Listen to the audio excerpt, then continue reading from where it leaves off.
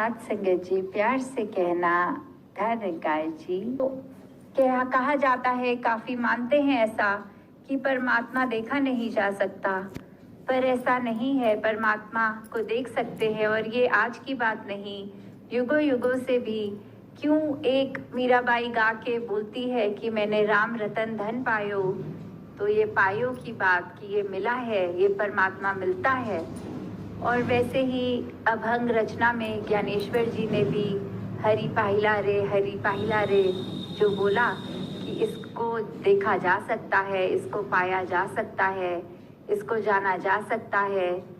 तो उसी परमात्मा को अगर हम ऐसे देखें कि ये उसी परमात्मा नहीं, ये इसी परमात्मा है, जहाँ ये हमारी आंखों के रूबरू है, सामने है, बिल्कुल देखा जाया जा सकता है और पाया जा सकता है।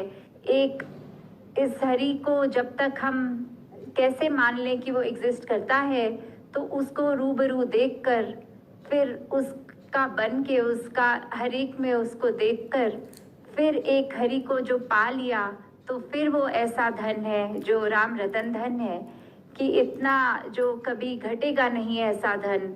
हमेशा हम हर पल में इसका प्रयोग करेंगे, इसको याद रखेंगे, तो जीवन में सफल होना ही है। और जहाँ ये डे टू डे के इंद्रियों की भी हमारी बात आती है कि 5 सेंसेस कैसे हमारे हर मिनट अपने आप को परसीव करने के लिए कुछ भी आसपास हो, तो इसी के योगदान से हम एक स्थिति को महसूस उस तरह कर सकते हैं। तो उस पे भी एक बात कि कैसे एक मक्खी का अगर हम देखें, तो मक्खी एक हमेशा व्याकुल सी ही दिखती है, कभी एक तरफ बैठती है, फिर उड़ के आके एक अपना राग गा के दूसरे पे चीज़ पे बैठ गई। और वहीं अगर एक हाथी को देखा जाए, तो उसको भी एक मस्त हाथी भी बोला जाता है कि अपने काम में जो कर रहा है वैसा ही कर रहा है। तो उसी पे एक कहानी ऐसी कि एक हाथी अपने आराम से पत्ते खा रहा है, पेड़ से केले निकाल के खा रहा है। वहीं एक मक्खी भिन भिन आती हुई उसके पास जब आई, तो उसने आराम से कान हिला के वो मक्खी को उड़ा भी दिया, और अपने खाना जैसा खा रहा था वो खाता चला गया। जब ऐसा बार बार हुआ, तो वो हाथी ने देखा कि ये मक्खी इतनी बेचैन क्यों हो रही है, तो उससे पूछा कि ऐसा आपको क्या हो रहा है जो आप आराम से स्थिर नहीं हो पा रहे हैं। तो वही मक्खी कहती है कि मेरे को कुछ भी चीज़ दिख जाती है, कुछ सूंघ लेती हूँ, कुछ ऐसा कुछ भी विजन के आगे मेरे आता है, तो मेरा ये जो सारी इंद्रियां हैं, ये मेरी अटेंशन एक काम पे नहीं रहने देती। मैं सूंघ कर कुछ कहीं पहुँच जाती हूँ, कुछ नया देख के वहाँ उड़ाती हूँ, तो मैं अपनी इंद्रियों के काबू में हूँ। तो फिर हाथी यही बात उस मक्खी को समझाते हुए कि इंद्रियां तो मेरे पास भी हैं, पर मैं इंद्रियों के काबू में नहीं हूँ, मैं इंद्रियों को काबू कर लेता हूँ। मैं अपने खाने में इस समय इतना व्यस्त कि मेरे को और कुछ भी दिक्कत हो रही है तो कुछ पता नहीं लग रहा, सिर्फ टोटली फोकस्ड एक खाने में हूँ।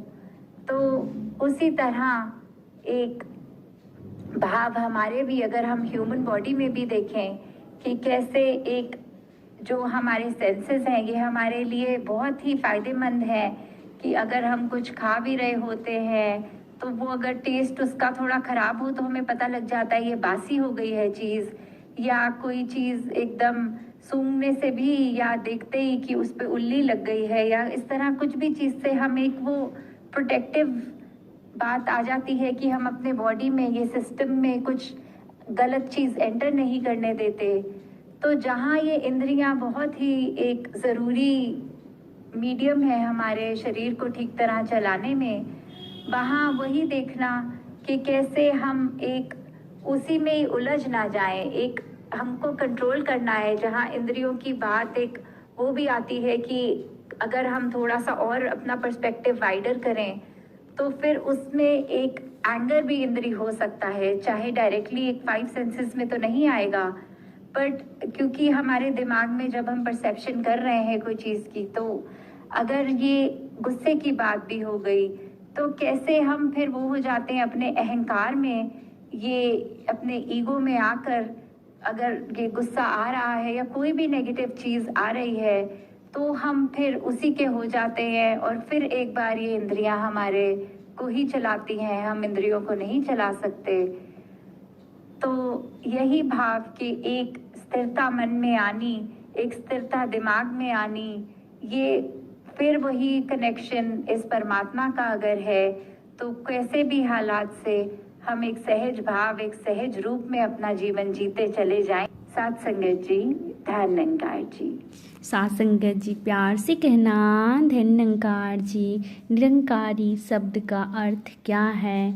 साथ संगत जी, निराकार जो हर जगह व्यापक है, कण कण में, रोम रोम में, घाट घाट में, हर जगह है, सर्वशक्तिमान है, उसे निरंकार कहते हैं। साथ संगत जी, तू है कबूल, तेरा सब कुछ कबूल है। साथ संगत जी, तू है कबूल, तेरा सब कुछ कबूल है, इस हकीकी का बस यही वसूल है। साथ संगत जी, प्यार से कहना धन निरंकार।